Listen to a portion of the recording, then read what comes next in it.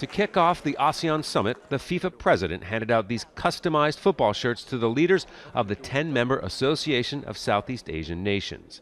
The bloc focuses on regional unity while embracing each nation's individual culture. But much of the focus recently has been on how nations outside are impacting ASEAN.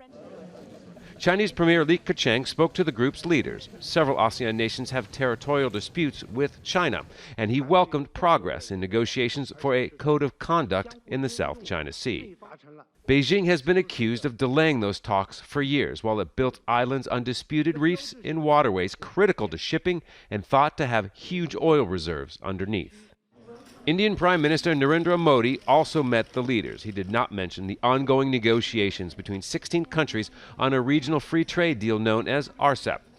There are reports that India has raised some concerns, but some think a deal is not far off, but won't be agreed during this summit.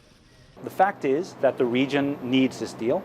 The symbolism of this deal would be enormous. It would become the world's largest trading bloc, half of the world's population, 40% of the global economy. And this region is also going to become the center of gravity of global trade.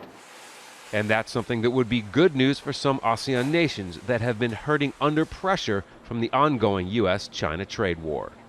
The U.S. downgraded its representation here at the ASEAN summit compared to previous years, sending the Commerce Secretary as the highest-ranking member of the American delegation. Some see this as not only as an indication of the importance the Trump administration places on this region, but also as an opportunity for China.